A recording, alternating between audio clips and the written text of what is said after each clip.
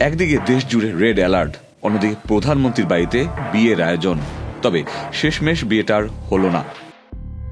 ইসরায়েলের প্রধানমন্ত্রী বেঞ্জামিন নেতানিয়াহুর ছোট ছেলে অবনার নেতানিয়াহুর বিয়ে হওয়ার কথা ছিল সোমবার 16 জুন 2025 তেল আবিবের উপকণ্ঠে অবস্থিত রোনিটস ফার্ম নামের এক জমকালো ভেন্যুতে।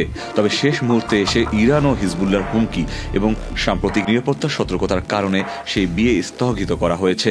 এটি দ্বিতীয়বারের মতো নেতানিয়াহুর ছেলের বিয়ে স্থগিত হলো। প্রথমবার স্থগিত হয়েছিল 2024 সালের নভেম্বরে গাজা যুদ্ধের সময়। প্রধানমন্ত্রী হিসেবে নেতানিয়াহু কঠোর নীতি ও লোহার হাত ব্যবহার করার কথা বলেন বারবার, কিন্তু বাস্তবতা হলো নিজের সন্তানের বিয়েটাই তিনি নিরাপদে সম্পন্ন করতে পারলেন না। দেশের জনগণের নিরাপত্তা নিশ্চিত করতে ব্যর্থ এই নেতা নিজের পরিবারের ব্যক্তিগত অনুষ্ঠানও করতে পারছেন না। বান্ডেল থাকলে প্রতি সেনমানিতে টাকা বাঁচবে। বিকাশ সেনমানি বান্ডেল কিনে জিতুন প্রতি লেনদেনে। এই বিয়ে ছিল তাদের পরিবারের বহু প্রতীক্ষিত অনুষ্ঠান।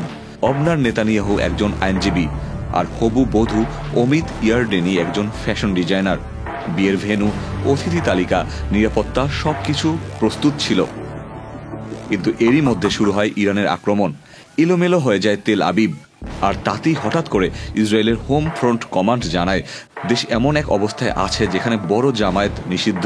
এরপরই এক প্রেস বিজ্ঞপ্তিতে নেতানিয়াহুর পরিবার জানায় বিয়ে স্থগিত করা হয়েছে, নতুন তারিখ পরে জানানো হবে।